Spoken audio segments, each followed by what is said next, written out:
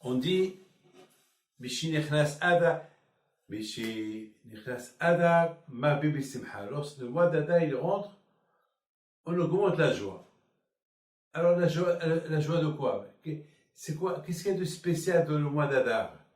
Que le mois d'Adar il est tellement spécial que on ajoute Marbin, on ajoute la joie. Ça veut dire, on dit Marbin, ça veut dire on ajoute. Ça veut dire que à part la joie que nous avons, on ajoute.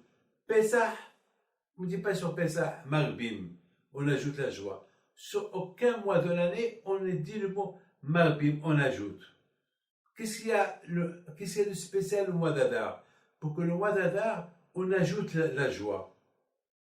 Alors il faut savoir une chose. Le mois d'Adar, sa spécialité, c'est que le mois d'Adar, Moshe Rabbeinu, il est décédé. Et nous, on a cru, pas nous, Haman. Haman, il a cru, il a choisi le mois d'Adar parce qu'il a cru que le fait que Moshe Rabbeinu, il est mort le mois d'Adar, alors, ce qui protège les Juifs, c'est le mois d'Adar. Ça veut dire Moshe Rabbeinu, la Torah. Ah, mais tant qu'il est mort le mois d'Adar, alors je peux les tuer. C'est-à-dire que le zichut de Moshe Rabbeinu, il peut protéger les Juifs, Nissan, Iyar, Sivan, Tammuz, Av, Elul, Tishrei, Tevet, Shvat. Il est protégé. Mais le mois de Hadar, il est mort. Alors c'est un bon mois. Entre vous et moi, aucun fou, Nebuchadnezzar, Nabucodonosor, il n'a pas fait le Goral. Il n'a pas dit quel mois je vais détruire le temple, quel mois je vais tuer les Juifs. Il n'a rien dit. Il a fait la guerre. Et Haman, il voulait être sûr. Il a dit, moi, je ne veux pas faire l'erreur de Nebuchadnezzar. Nebuchadnezzar, il a choisi un mois pour détruire le temple et faire des Juifs ce qu'il veut. Moi, je vais choisir un mois que ça va être une réussite totale. Et quel mois je vais faire le Goral. Et le Goral est tombé, un tirage au sort, le mois d'Adar. Super. Le mois d'Adar, c'est le meilleur mois. Parce que le mois d'Adar, Moshe Rabbeinu, leur maître, celui qui leur a donné la Torah, il est mort. Et puisque le mois d'Adar, il est mort, alors la Torah ne va pas les protéger. Mais lui, il ne savait pas que les tzadikim, à leur mort, ils sont plus forts qu'à leur vivant. Je pense, c'est ça l'erreur de Haman. L'erreur de Haman, il croyait que Moshe Rabbeinu, il est mort le mois de Hadar, alors ça y est, puisqu'il est mort, il est mort. Mais il ne sait pas que les tzadikim, regarde aujourd'hui, on va appeler les tzadikim de le monde entier. On peut lire quoi? On peut lire les morts. Pourquoi? Parce qu'on dit Gdolim tzadikim bimitatan yoter b'mechaim. Parce que les tzadikim, ils sont plus forts à leur mort plus que leur vivant. Pourquoi? Parce qu'ils sont à côté d'Akadosh Baruch Hu. Ils sont à côté, ils sont à proximité de Akadosh Baruch Hu. Ils voient Hachem.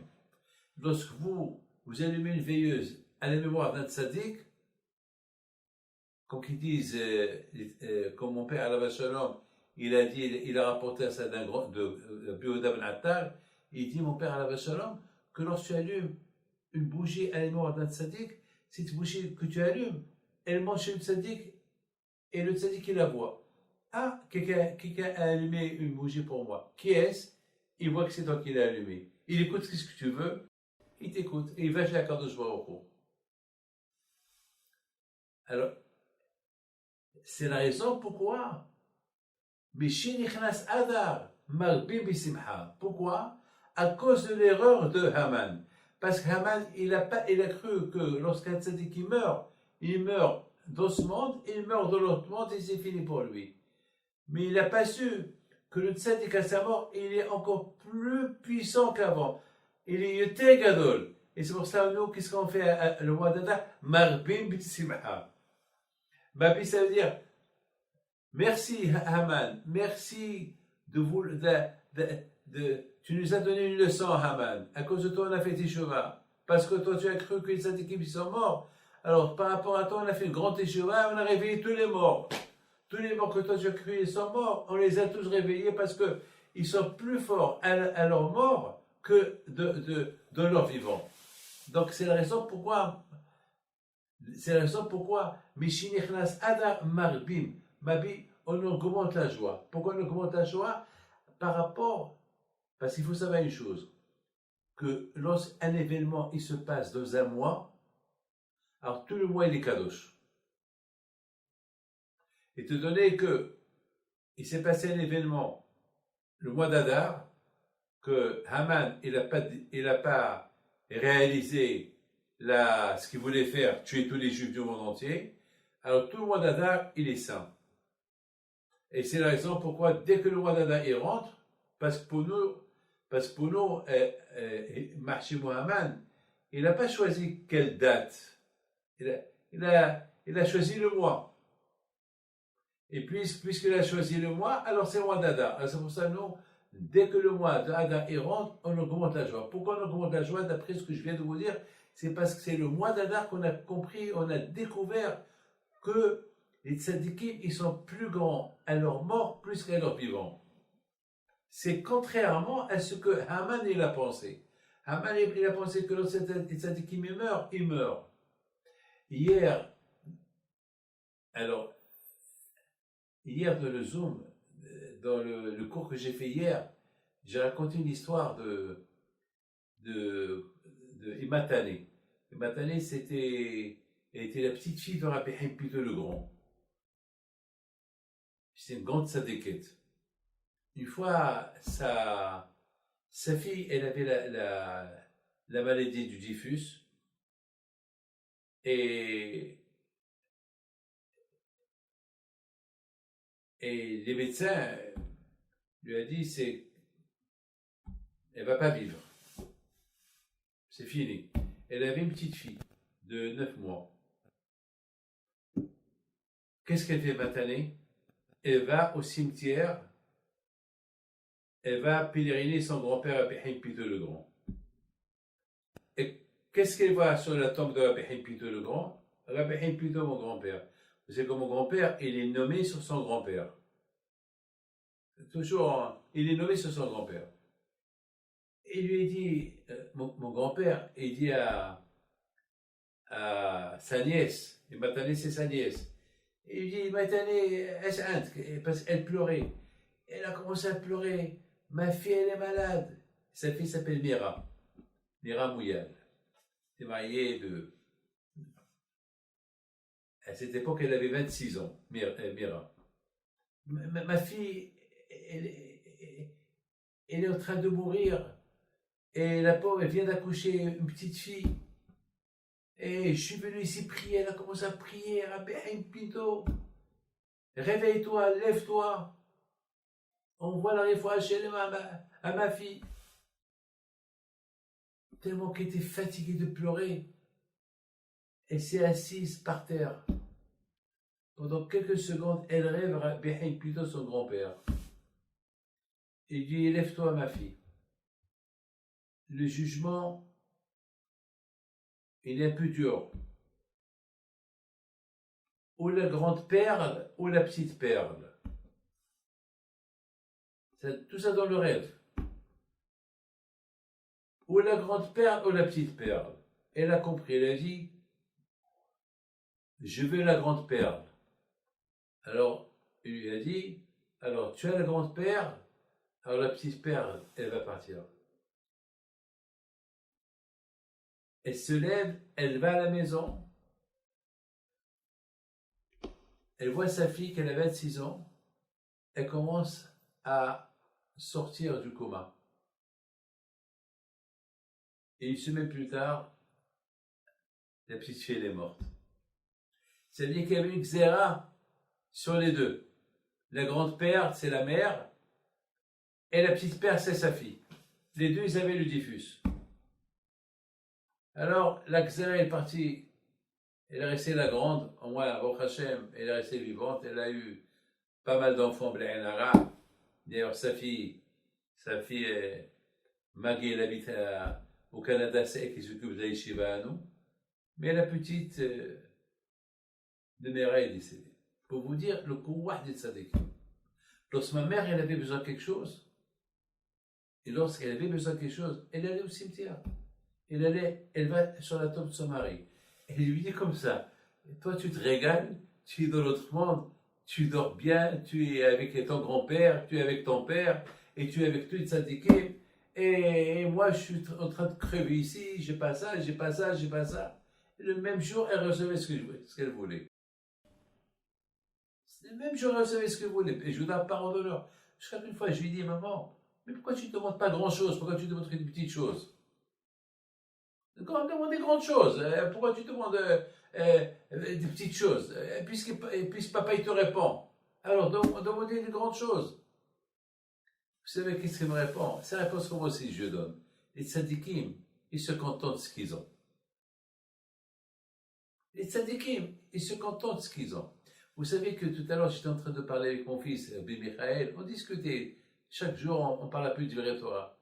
Il me dit, papa, j'ai lu dans la Gemara qu'elle dit que quelqu'un qui pense quoi manger demain, c'est qu'il n'a pas d'aïmouna.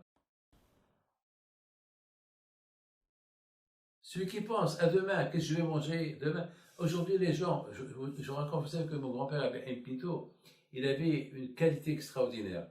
La qualité qu'il avait, toute la journée, il ramassait d'argent pour les pauvres. Mon grand-père avait, le père à mon père. Une fois, il n'arrivait pas à dormir. Et j'ai oublié de vous dire que toujours lorsqu'il rentre à la maison, il avait pratiquement, il avait tout distribué. Parfois, il lui reste dans sa poche. Il dit, bon, ça, je vais les donner demain à tel et tel et tel et tel. Un soir, il n'arrivait pas à dormir. Il réveille sa femme. Il dit, Monsieur Oda, lève-toi. Il lui dit, Baba, qu'est-ce qu'il y a? Dis-moi, où c'est petit les fleurs, est-ce que tu as touché à mon sac où il y a de l'argent? Il a dit, ben, je t'ai pris un peu pour demain, c'est Shabbat demain. Il a dit, ah, c'est pour ça que je n'arrive pas à dormir. Tu me les rends, parce que là, il ne nous appartient pas. Demain, t'inquiète pas, je t'envoie tout au marché. Alors, j'ai écouté cette histoire, cette belle histoire. J'ai dit à mon père, papa, regarde la différence entre Rabbi Pinto et les autres. En général, les gens, lorsqu'ils n'ont pas d'argent le soir, parce qu'ils n'ont pas de quoi vivre toute la semaine, ils n'arrivent pas à dormir. Et lorsqu'ils ont, ils dorment. Rabbi Pinto, c'est le contraire. Lorsqu'il a, il n'arrive pas à dormir, et lorsqu'il n'a pas, c'est là qu'il va dormir. L'aïmouna ou hakadosh baruch hu. Alors, si ces tzadikim de leur vivant, ils étaient comme ça, alors comment ils sont après leur mort? C'est pour ça qu'on dit Gdolim tzadikim bimitatam, yotem bebeha. Ils sont très, très, très grands tzadikim après leur mort. Et c'est ce que Haman n'a pas compris. Haman, il n'a pas compris ça. Haman, il n'a pas compris que Moshe Rabbeinu, maintenant qu'il est mort, le mois d'Adar, c'est l'erreur de vouloir tuer tous les juifs le mois d'Adar parce que Moshe Rabbeinu, le mois d'Adar, il est encore plus fort que jamais. Plus fort qu'il était avant lorsqu'il était vivant, le mois d'Adar. Pourquoi? Parce qu'on dit que le jour que le tzaddik il meurt, ce jour-là, il devient plus fort.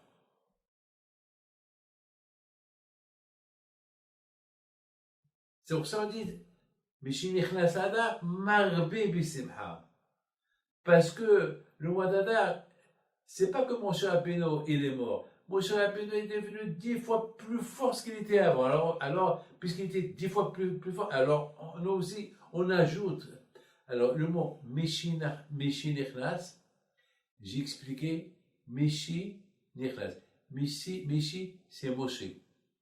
Nichnas. Moshe, Nichnas. C'est beau, hein? Moshe, Nichnas. Ça veut dire que le mois d'Adar, Moshe, alav shalom, Moshe Rabbeinu, il rentre le protéger. Alors que Haman, il a cru, ça y est, le mois d'Adar, il est mort, Moshe Rabbeinu, ça y est, le mois d'Adar, ça y est. Ah, mais ça, ils peuvent crever. Non, le contraire. Le mois d'Adar, c'est là que Moshe Rabbeinu, il rentre avec toutes ses forces, plus fort qu'avant. Et c'est la raison pour qu'on ne fait pas c'est la raison pour qu'on fait pas, à partir du 14, 14 Adar, on fait la fête. Non, on commence depuis le début, le début du mois. Pourquoi? Parce que chaque mois où il y a eu, comme par exemple le mois de Sivan, Matan Torah, donc tout le Sivan il est bon. Iyar, donc là aussi, c'est pour ça lorsqu'on dit Mishinechas Adar, Mavi Bisma, n'oubliez pas une chose, que aussi,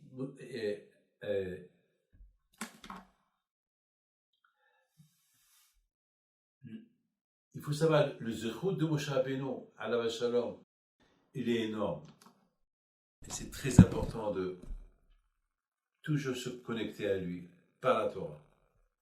Lorsqu'on se connecte avec lui par la Torah, on est super bien.